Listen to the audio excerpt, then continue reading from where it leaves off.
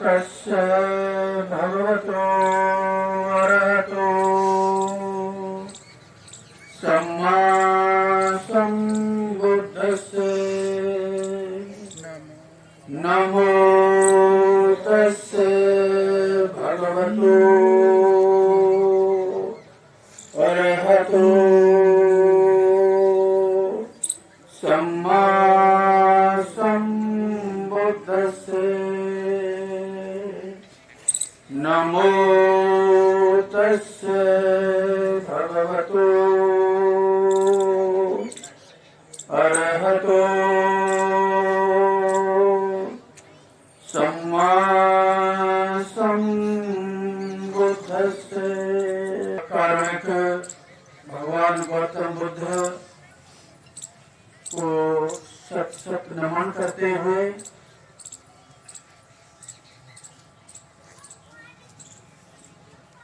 परम पूज्य बाबा साहब बोधिसत्व को प्रातः स्मरणीय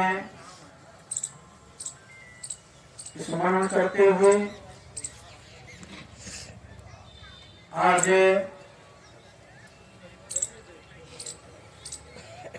इस श्रद्धा महेंद्री जी के परिनिर्माण में आप सभी श्रद्धावान उपासकाएं उपस्थित श्रद्धावान उपासक और उनके परिवारीजन श्रद्धेय चरण सिंह जी, उनकी 3 बेटियां 2 बेटे और सभी उपस्थित समाज। आज की जो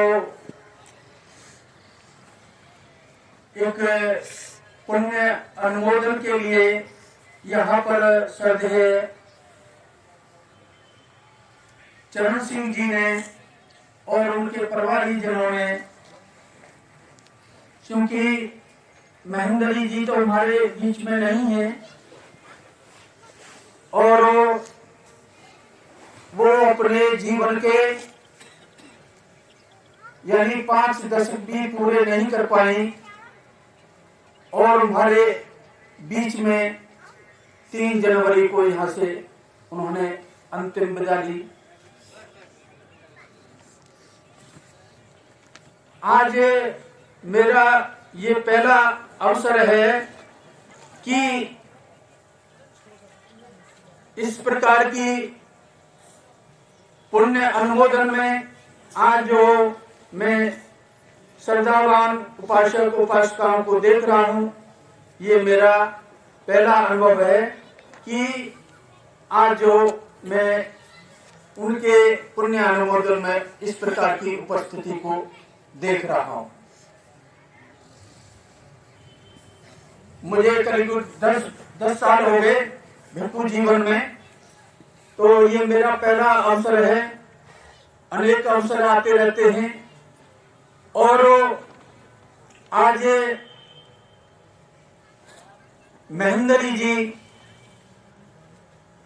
हमारे बुद्ध विहार पे करीब 3 बार गई थी सौंदा में,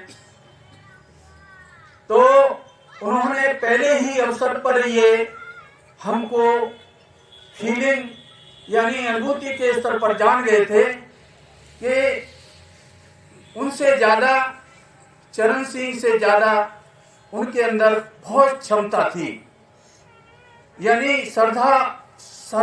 इतनी श्रद्धा और उनके अंदर जो गुण देखे हमने, वाकई में ही मैं देखता हूँ कि आज जो है जो आज हमारा जो फीमेल समाज दिखाई दे रहा है, उनके व्यवहार से और उनके इस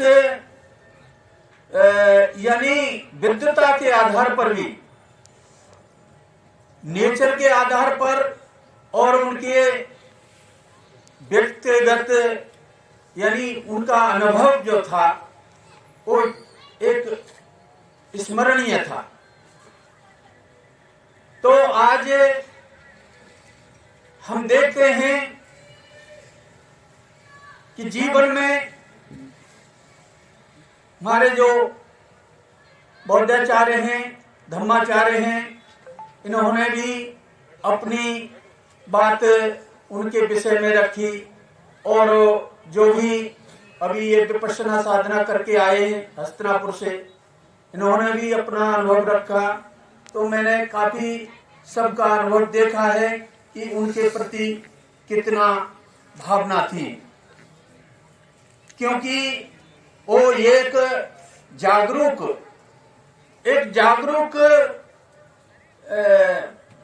फीमेल के आधार पर, यानी उन्होंने एक नारी समाज को मातृशक्ति होते हुए भी उन्होंने इस क्षेत्र में ऐसा उदाहरण पेश किया कि शायद हमारे समाज में जो कहते हैं कि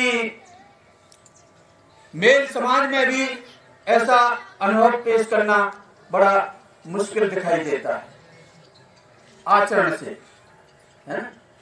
उनके अंदर सब प्रकार से धर्म जो है धर्म समाया हुआ था, यानी आचरण में इतनी निष्कलंक, इतनी स्वच्छ छवि और उनके चरित्र से, उनके नैतिक व्यवहार से ये पता लगता था कि वाकई में ये कितनों को उन्होंने मार्गदर्शन किया होगा अपने व्यवहार से। तो मैं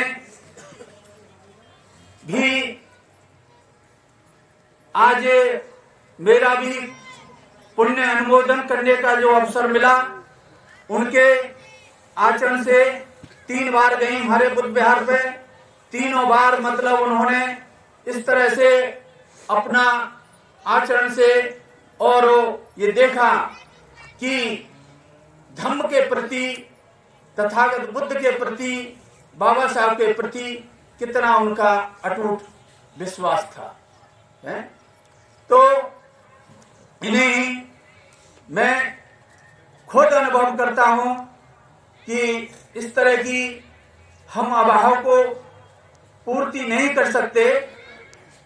अभाव उनका हमेशा ये महसूस रहेगा कि उनकी पूर्ति कौन करेगा, लेकिन फिर भी उनकी बेटियों ने जो साहस करके इस समाज को अपने विचार व्यक्त किए हैं, अपनी मम्मी के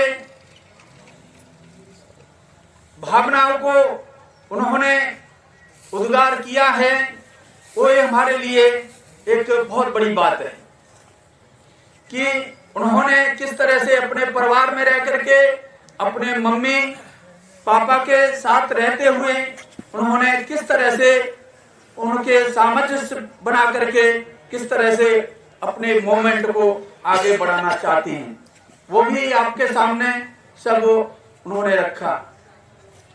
तो देखिए, भगवान ने कहा है अनिच्चावत संखारा उपाद व धम्मिनो उपजित्वा निर्झंती तेसं भूप समो सुखो।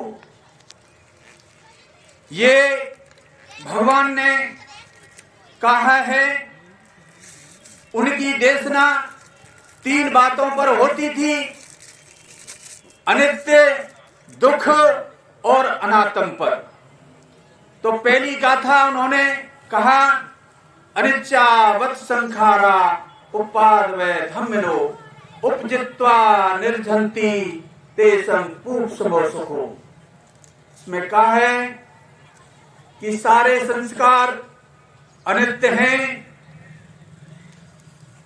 उत्पाद होना, व्यय होना, पैदा होना, नष्ट होना, ये उनका स्वभाव है। यानी हम कहते हैं कि ये संसार क्षणभंगुर है, नाशवान है, परिवर्तनशील है। ये इस गाथा के माध्यम से भगवान ने कहा है कि अभी जो विपश्यना साधना करके आए कि परिवर्तन कितना तेजी से हो रहा है।